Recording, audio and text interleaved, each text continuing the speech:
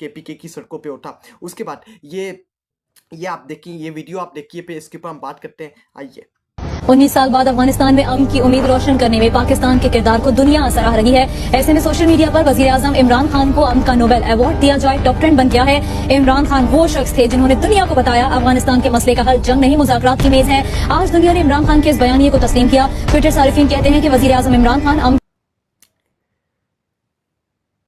ये इमरान खान था जिसको नोबेल पीस अवार्ड के लिए नॉमिनेट करने के लिए टॉप 10 बन गया था, क्योंकि इमरान खान चाहता था कि टेबल के ऊपर बात के बातचीत हो, जंग से मसला हल नहीं होता। ये दोनों मुसलमान, हम आपस में मुसलमान हैं, हमारा एक ही कलमा है पाकिस्तान और अफगानिस्तान का, ला इलाहा इल्लल्लाह मुहम्मद रसूलुल्लाह।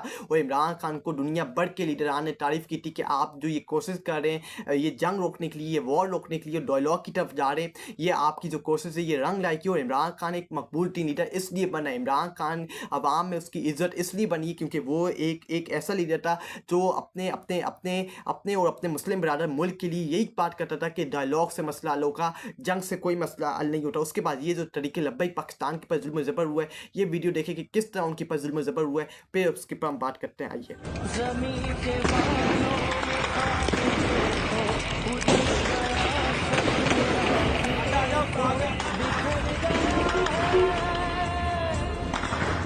इधर फायर भी कर रहे हैं।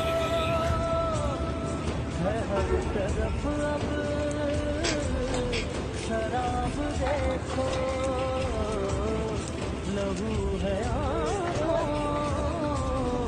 मैं अब रहूंगा तमाशा। ये तरीके लब्बैक पाकिस्तान मुरीर के अंदर तरीके लब्बैक पाकिस्तान के कंटेनर को किस तरह जलाया गया, मासूम शहरियों को किस तरह कत्लेआम किया गया, ये अपनी आंखों से देखा। इस जुल्म ज़बर का और आम आदमी का जिन्होंने इनका खून बहाया, इस सब का इनको हिसाब किताब देना पड़ेगा। और ये इससे हिसाब किताब ये देखा। उसके बाद PTI के लीडर्स ने कल पंजाब के अंदर मरियम नवाज़ की हुकूमत के ऊपर जो तनकीद की, जो इन्होंने तरीके लब्बैक पाकिस्तान के आम शहरियों के ऊपर, वर्कर्स के ऊपर, पुरअमन प्रोटेस्ट करने वालों के ऊपर किस तरह गोलियाँ चलाएंगे, उसके ऊपर PTI के लीडर्स ने पंजाब असेंबली में खड़े होकर PMLN की कत्लेआम हुकूमत के ऊपर सवालात खड़े किए, उनको तनकीद का निशाना बनाया है, उनके ऊपर उंगलियां उठाई है कि ये आपकी हुकूमत है, खून बहाने वाली हुकूमत है। इस सब का हिसाब किताब आपको देना पड़ेगा। ये वीडियो देखें, उसके बाद हम इसके ऊपर बात करते हैं। आइए। जनाबे वाला हमारे दौर में नहीं हुआ, आज रिपोर्ट हो रहा है 282 लोग शहीद हुए हैं, 1900 लोग जख्मी हैं, उसी की एक्सटेंशन है, उन्हीं की भतीजी है, आज उसी तरह जुल्म और बर्बरियत कर रही है। आज की वो बार मिन्नतें करता रहा कि मुज़ाकरात करें, मुज़ाकरात करें, मुज़ाकरात की बजाय ये गोलियां चलाते रहे। सानिया 9 मई किससे करवाया? उसने करवाया जो उसका बेनिफिशियरी है। उसका बेनिफिशियरी उस वक्त वजीर दाखिला कौन था? राना सनाउल्लाह था। उस वक्त वजीर आला कौन था पंजाब का? वो मोहसिन नकवी था। उसके बाद उनके जो ये हुकूमत है, उनकी हुकूमत को दुआम बख्शा गया और उसकी वजारत आला लंबी चल पड़ी।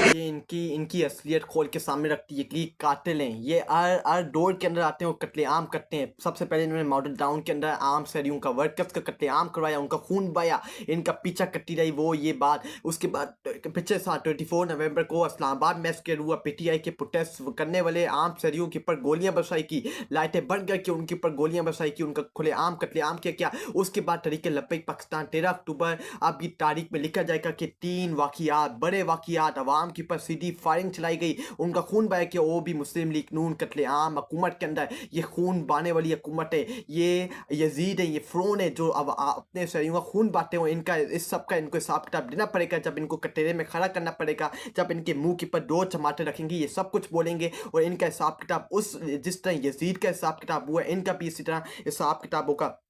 उसके बाद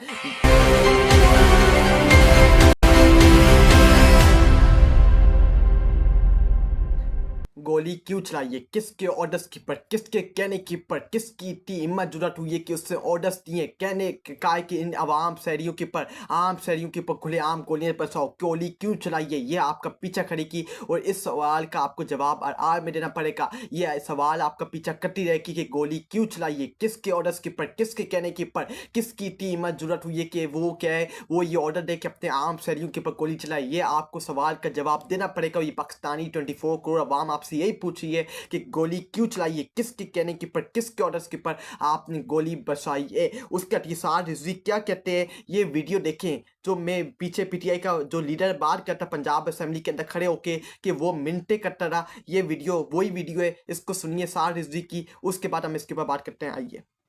नहीं मार सकते, जाओ, मैं तुम्हें अल्लाह का वास्ता देता हूँ, वापस चले जाओ। तुम्हें मैं रसूलुल्लाह का वास्ता देता हूँ, वापस चले जाओ। मैं तुम्हें तुम्हारी हलाली माओ का वास्ता देता हूँ, वापस चले जाओ। और मैं तुम्हें तुम्हारी माओ के दूध का वास्ता देता हूँ, वापस चले जाओ। और वापस चले जाओ, मैं तुम्हें तुम्हारी माओ का दूध का वास्ता देता हूँ, उन पत्ती धारों का वास्ता देता हूँ, वापस चले जाओ। गोली बंद कर दो, वापस चले जाओ।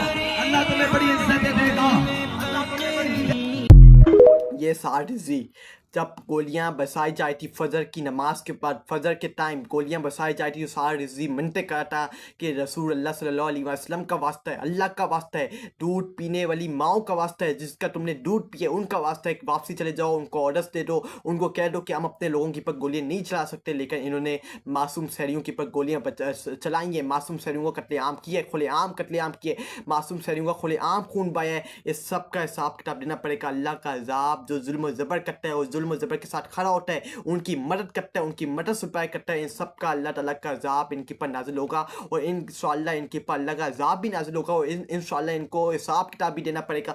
वो वक्त दूर नहीं है जब ये सब कटेरे में खड़े होंगे और ये अवाम इनके सामने खड़ी होगी और इनको इनका ऐसा असर नसर करेगी कि इनको भागने का या मुँह छुपाने का कहीं मौका नहीं मिलेगा। ये मेरी बात आप आज लिख के ले लें, ये 1 साल बाद हो, 2 साल बाद हो, 10 साल बाद हो, इनसे इनका हिसाब किताब होगा। और जो मुस्लिम लीग नून आज ये सब कुछ कर रही है, मासूम शहरियों के ऊपर गोलियां बरसा रही हैं, आज ये तरीके लब्बैक का टाइम है, आज ये पीटीआई के ऊपर हो रहा है, कल ये तुम्हारा भी वक्त आएगा, कल ये तुम्हारे ऊपर भी आएगा, और जब तुम्हारे ऊपर आएगा तुम चीखे मारोगे, तुम पुकारोगे, तुम यहाँ से वहाँ भागोगे, तुम मिनटे टले करोगे, तुम रो के रोना धोना करोगे, लेकिन तुम्हारे को सुनने वाला कोई भी नहीं होगा। ये मेरी बात तुम लिख के ले लो।